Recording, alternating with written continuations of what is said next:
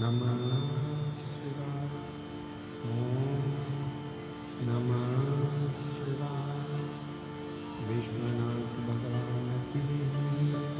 ओंकारेश्वर भगवान की जय। ओंकारेश्वर भगवान की जय। माँ दंतेश्वरी माता की जय। कुबेरेश्वर महादेव की जय। हर हर महादेव।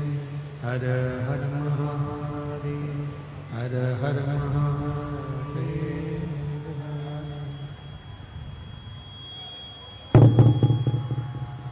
भगवान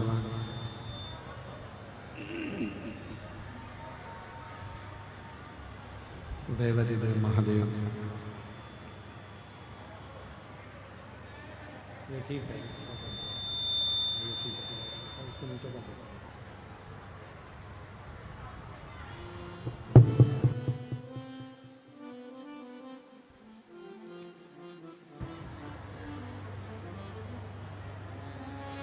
भगवान देवाधिदेव महादेव भगवान शिव ओगरदानी त्रिकालदर्शी कैलाशी अविनाशी भगवान शिव की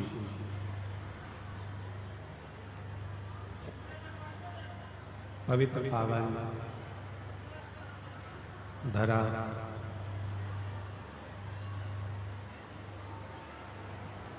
बस्तर में भगवान शिव की ही कृपा से करुणा से उनकी उदारता से ये पवित्र पावन शिव महापुराण की कथा भव्यता और दिव्यता के साथ में दंतेवाड़ा क्षेत्र के अंतर्गत गिदम की पवित्र भूमि पर बाबा की कृपा से ये पवित्र कथा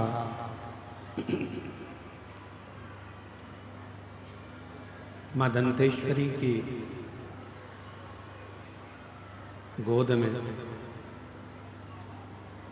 माँ दंतेश्वरी की करुणा से चल रही है। आज कथा का तृतीय दिवस है। कथा मंडप में विराजमान संत महोदय, सभी साधु सन्यासी तपस्वी साधक उपासक ब्राह्मण जन कथा के मंडप में विराजमान क्षेत्रीय विधायक श्री चेतराम अटामी जी, विधानसभा दंतेवाड़ा छत्तीसगढ़।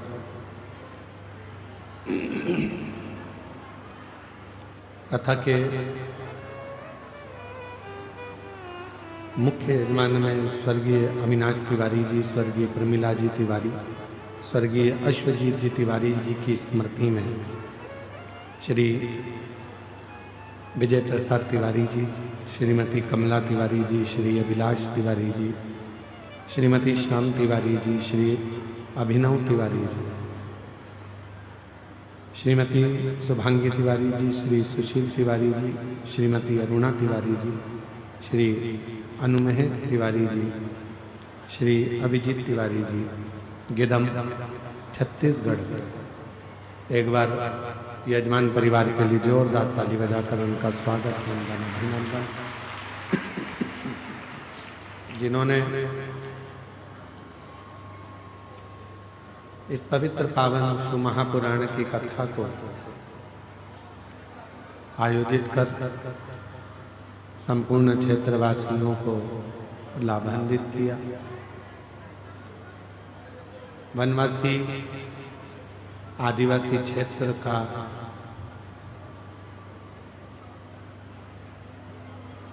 ये सुंदर बस्तर, जहाँ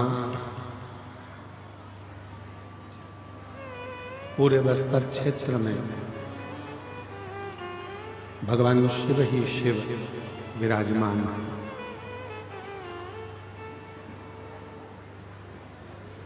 जब आज हम बरसुर गए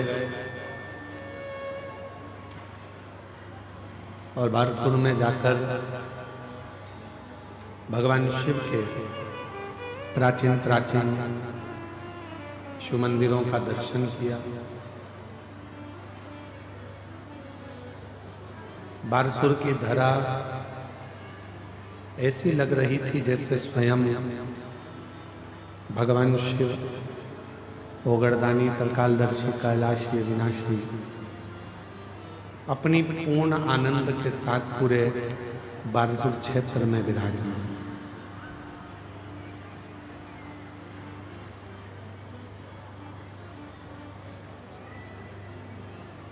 कल कथा में कहा था एक मानव का शरीर,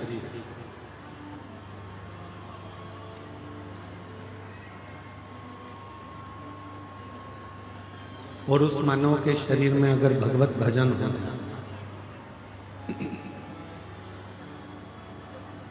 भगवान का मंत्र जाप, भगवान का नाम जाप, भगवान का स्मरण हो जाए, तो ये समझें कि हमारा मानव जीवन लेना सार्थक है।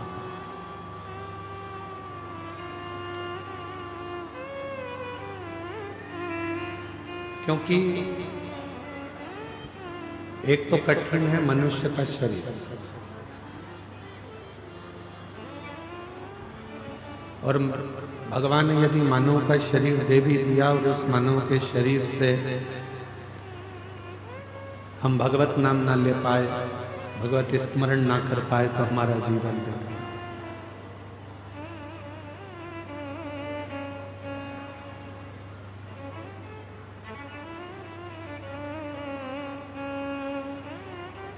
मेरे परमात्मा ने सारी इंद्रियों को श्रेष्ठ दिया। ऐसी कोई इंद्री नहीं है जो मेरे परमात्मा ने आपको बेकार दी। नेत्र दिए दर्शन करने के लिए, मुख दिया भगवान का भजन करने के लिए, श्रवण दिए कान सुनने के लिए, हाथ दिए जितना बन जाए परमार्थ का कार्य करिए, सेवा करिए, श्रृंगार करिए, भगवान की भक्ति करिए, और चरण दिए कि प्रयास करो कि अपने घर से निकलकर शंकर के मंदिर तक जाओ और एक लोटा जल शिव जी को समर्पित कर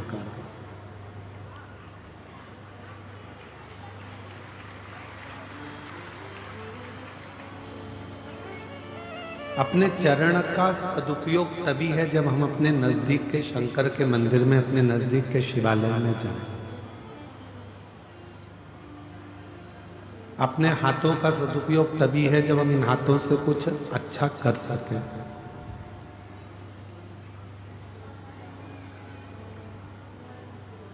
इन नेत्रों का सदुपयोग तभी है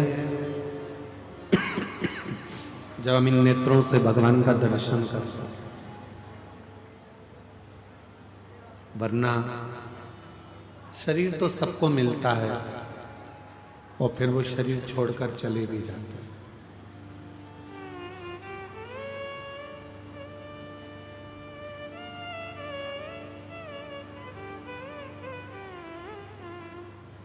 कहते हैं कि शिव जी को जब हम भजते हैं, जब हम भगवान देवादिदेव महादेव का भजन करते हैं, कथा सुनते हैं, या भगवान शंकर की भक्ति करते हैं, भगवान शंकर को एक लोटा जल हम समर्पित करते हैं या शिव का स्मरण करते हैं, तब भगवान देवादिदेव महादेव हमसे एक संबंध जोड़ लेते हैं, और वो संबंध एक ऐसा संबंध होता है कि वो संबंध फिर टूटता नहीं।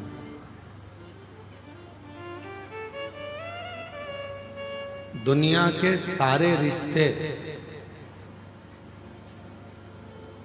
मरने के बाद टूट जाएंगे। दुनिया के सारे संबंध मरने के बाद टूट जाएंगे। और कुछ कुछ रिश्ते तो ऐसे होते हैं कि जीते जी भी लोग तोड़ लेते हैं। जरा सा किसी का काम नहीं हुआ, जरा सा किसी का आपने कार्य नहीं करा, हमारी रिश्तेदारी खत्म। हम नहीं मानते कि तुम हमारे मामा जी हो, तुम हमारे काका जी हो, तुम हमारी बुआ जी हो, तुम हमारे फूफा जी हो।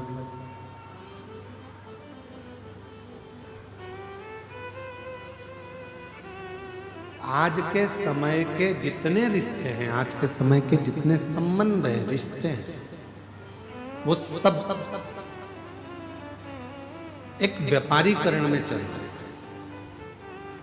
तुम हमारा कोई काम करोगे तो हम तुम्हारा काम करेंगे, तुम हमारा ऐसा कर दोगे तो हम तुम्हारा ऐसा कर देंगे, तुम हमारे लिए ऐसा करोगे तो हम तुम्हारे लिए वैसा कर देंगे। ये आपसी का केवल लेन देन है और आपसी का व्यापारीकरण।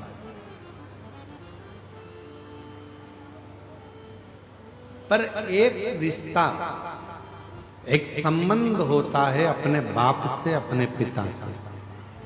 एक रिश्ता होता है अपनी माता से, संबंध होता है अपनी माता से, जिसमें कोई व्यापारीकरण नहीं। एक रिश्ता होता है परमात्मा से, जिसमें कोई व्यापारीकरण नहीं।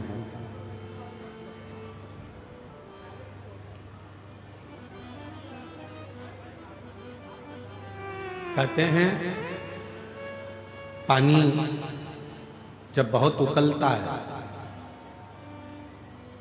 बहुत तेज उकाली उसमें आने लगती है, दूध में, सब्जी में, पानी में जब बहुत तेज उकाली आने लगती है तो उस पर भाप आ जाती है। क्यों आती है वो भाप? उसको कंट्रोल करने के लिए।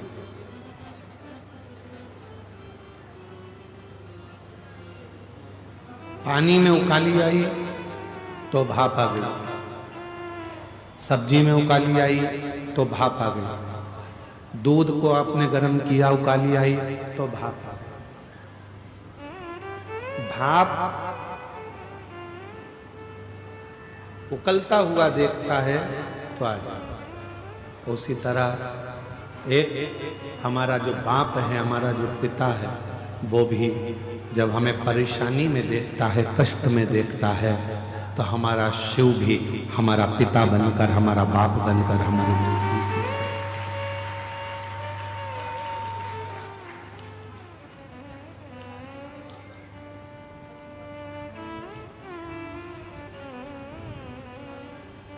शरीर मिल जाए,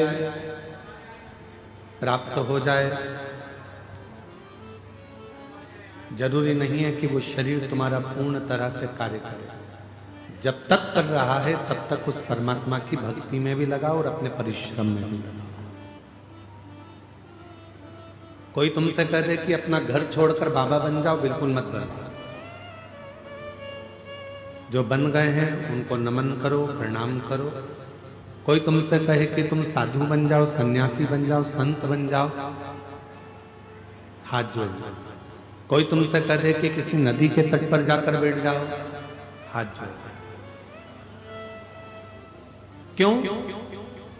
शिव महापुराण की कथा कहती है कि दुनिया में सबसे सुंदर यदि कोई आश्रम है तो वो गृहस्थ आश्रम।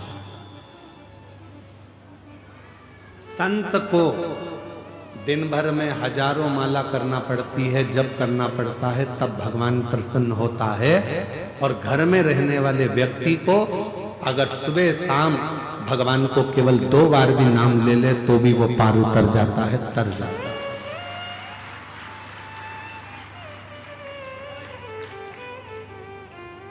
संत को तपस्या करना पड़ेगी, साधु को साधना करना पड़ेगी, पर एक गृहस्थी को, घर में रहने वाले व्यक्ति को ना उसे तप करना है, ना उसे साधना करना है, ना उसे कोई योग करना है। उसे तो केवल एक काम करना है, सारी समस्या का हल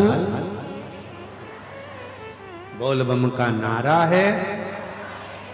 बस उसको अपनी जिंदगी में एक ही चीज करना है कि चलते फिरते काम करते करते भगवत नाम ले। भगवती स्मरण।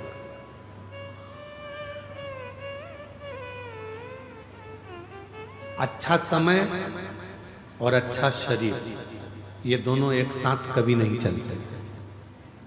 थोड़ा ध्यान देना कथा पर। आज कथा का तृतीय दिवस।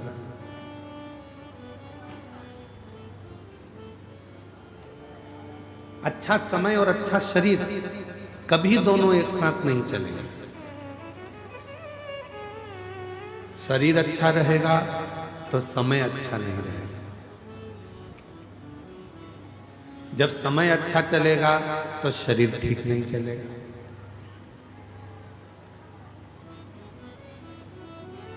पहले मन करता था बहुत बड़ा बंगला बन जाए, बहुत बड़ा मकान बन जाए, बहुत बड़ा घर बन जाए। उस समय पर समय अच्छा नहीं था, शरीर अच्छा था तो लगता था कि मकान बन जाए, मकान बन जाए, मकान बन जाए, घर बन जाए, मकान बन जाए।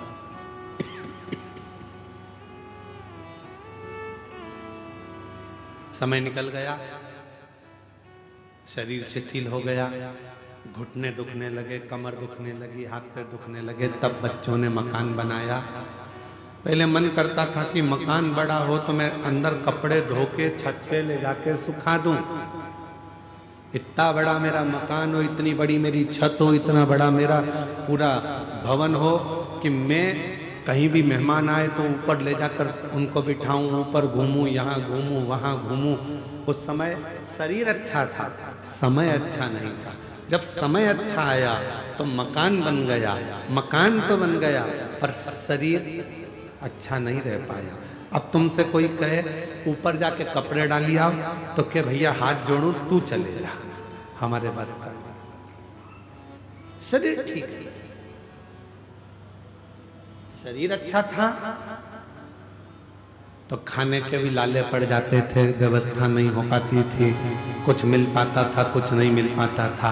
और अब समय अच्छा आ गया, बच्चे कमाने लगे, व्यापार व्यवसाय अच्छा चलने लगा, सब काम अच्छा हो गया तो मालूम पड़ा थोड़ा बहुत भी खा लो तो मालूम पड़े पेट में तकलीफ हो जाती है, शरीर सही नहीं रह पाता। समय और शरीर ये दोनों एक साथ अच्छे बहुत कम चलते हैं। और मेरी जीजियों, मेरे जीजाओं, मेरी बेटियों, बेटाओं, मेरी माताओं, मेरे बुजुर्ग माँ बाप, ध्यान रखना इस बात का, यदि तुम्हारा शरीर भी अच्छा चल रहा है और समय भी अच्छा चल रहा है तो खूब दोनों हाथों से भजन भी करो, काम भी करो, मेहनत भी करो, संघर्ष भी करो और भगवत नाम का स्मरण भी करो। अगर दोनों सही चल रहे हैं,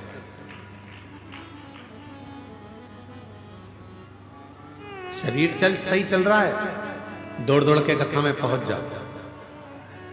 अपने दंतेवाड़ा क्षेत्र में पहली बार यह कथा शिव महापुराण की आई है। शरीर अच्छा है, परिवार वालों से कहो कि मुझे लेकर चलो, मुझे कथा में छोड़कर आओ। कहाँ हो रही है?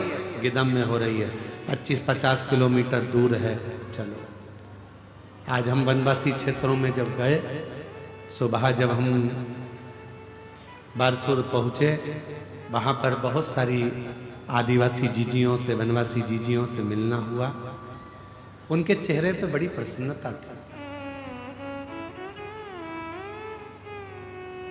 उनके मुख से निकला कि हमने शिव को देखा कि नहीं देखा, पर गुरुजी आप आ गए तो हमको लगा कि हमारा शंकर का दर्शन हमारे बारसूर में हो।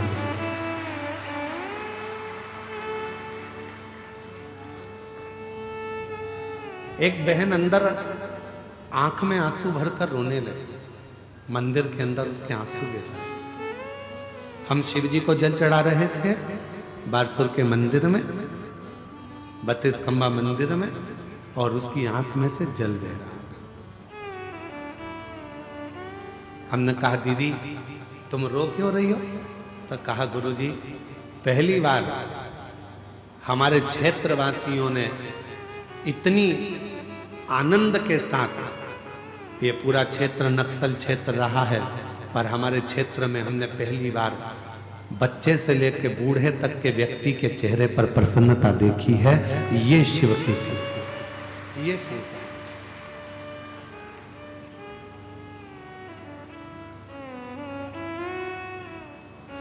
शरीर अच्छा है, भगवान ने दिया है तो इसका सदुपयोग कर लो, मेहनत करने में पीछे मत हटो।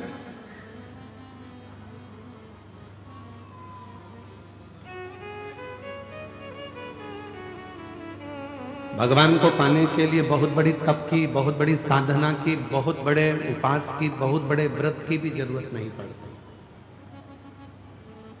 यहां तक शिव महापुराण की कथा कहती है कि अपने हाथ से इतना दान कर कर जाना कि तुम्हारे मरने के बाद कोई 12 और 13 ब्राह्मण को भोजन कराए कि नहीं कराए मालूम नहीं है।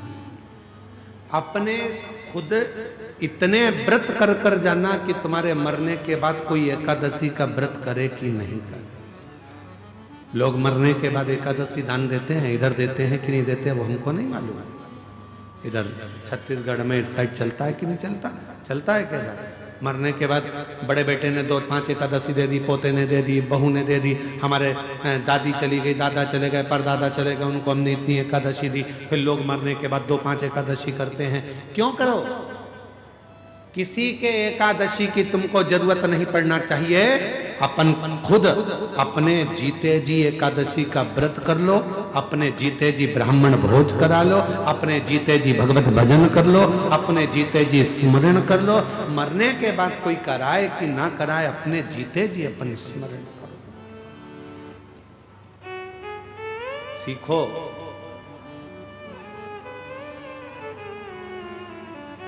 श्री विजय प्रसाद जी तिवारी जी को मैं धन्यवाद दूंगा। कहाँ बैठे हैं? कहाँ बैठे? काहे नीचे बैठ गए? तुम्हारे पाँव में तकलीफ हो रही थी, ऊपर बैठो। नहीं है तकलीफ? जरा इनको देखो, 82 है ना, 82। और कल इन्होंने 94 वाले से भी मिलवाया था हमको, और वो भी चल के आए थे। 81 जय हो। इतनी अवस्था होने के बाद भी इनके चेहरे की प्रसन्नता देखिए कि शिव महापुराण की कथा करवाकर इनके चेहरे पर कितना तेज आया है, कितना तेज।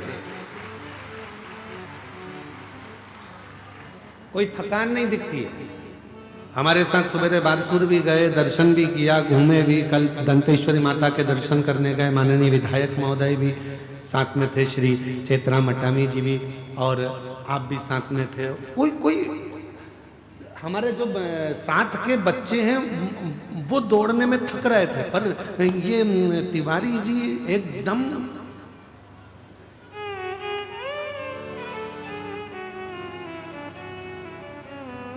फिट, एकदम आनंद में। उसका कारण क्या है? उसका कारण केवल एक है कि उससे मिलने की आस, उस परमात्मा को पाने की आस और उस भगवान की भक्ति को धारण करने की आस हमको आनंदित कर देती है। उससे मिलन की आस। और मेरे भोले तेरा सहारा है, मेरे भोले तेरा सहारा है, मेरी नैया का तू किनारा, मेरी नैया का तू किनारा,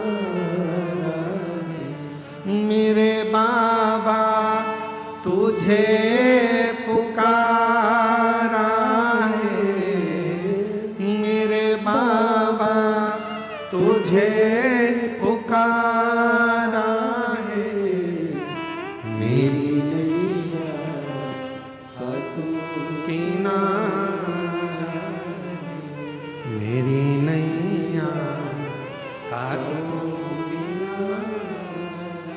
एक शरीर के चलते चलते अपनी एकादशी करो, शरीर के चलते चलते दान करो, शरीर के चलते चलते खूब संघर्ष करो, शरीर के चलते चलते भगवत भजन करो।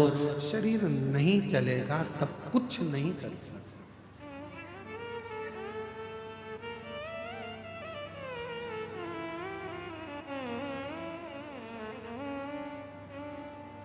शरीर चले जब तक तीर्थ कर लो, कथा सुन लो,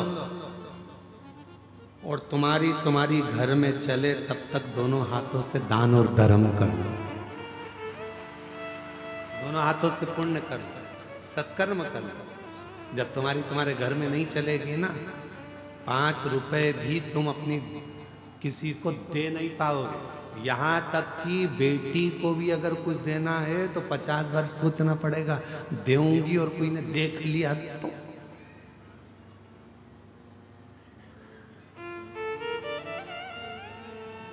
शरीर चले तब तक तीर्थ करो, कथा सुनो, भगवत भजन करो, स्मरण करो, और तुम्हारे घर में चले तब तक भगवान की भक्ति करो, दान करो, पुण्य करो, सत्कर्म करो, जो तुम अच्छा कर सकते। फिर मौका नहीं मिला।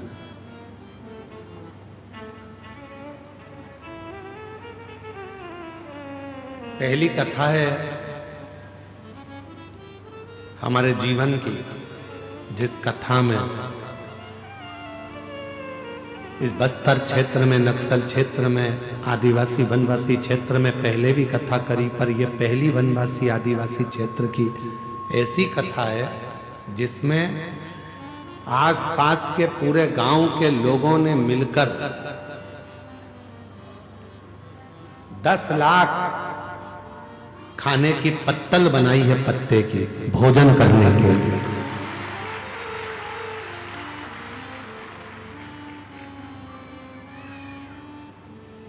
क्या है आदिवासी वनवासी के पास में? यही पेड़ के पत्ते।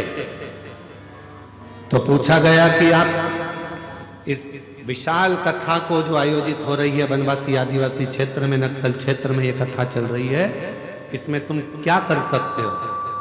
अच्छा चल रहा था, अब उसमें क्यों परेशानी कर रहे हो भाई? नक्सल क्षेत्र में, आदिवासी वनवासी क्षेत्र में तुम क्या कर सकते हो?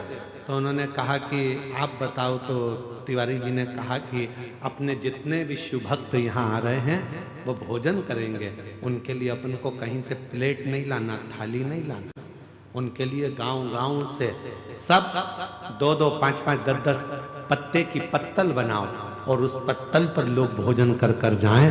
हमारा वनवासी क्षेत्र की बहनों ने, जीजियों ने, जीजाओं ने, बेटियों ने, बेटाओं ने 10 लाख पत्तल निर्माण करी, पत्ते की पत्तल 10 लाख।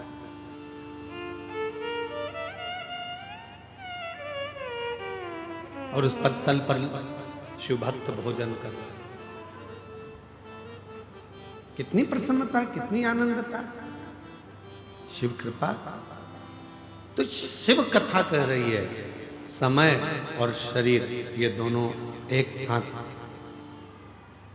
सही नहीं चलते, और अगर सही चल रहे हैं तो आप भगवान की भक्ति खूब कर लो, खूब मेहनत कर लो, खूब मेहनत।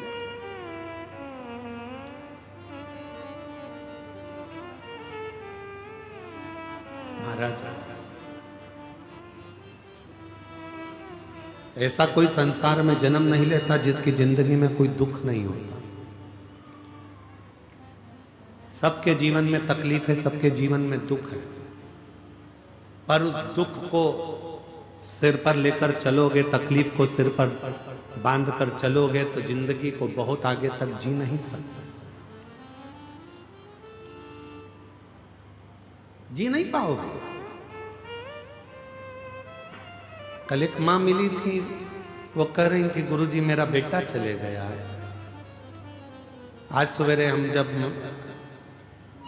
बारसूर गए थे तो वहाँ एक बहन जी कह रही थी कि मेरे बेटे को ये तकलीफ भी है और साथ में मेरा पति भी नहीं है, बहुत दुख की जिंदगी है, बहुत दुख। हमने उस बहन से एक ही बात कही कि अगर तुम्हारा विश्वास पक्का है तो एक ना एक दिन तुम्हारा बेटा चलेगा जरूर। अगर विश्वास, एक पत्र आया है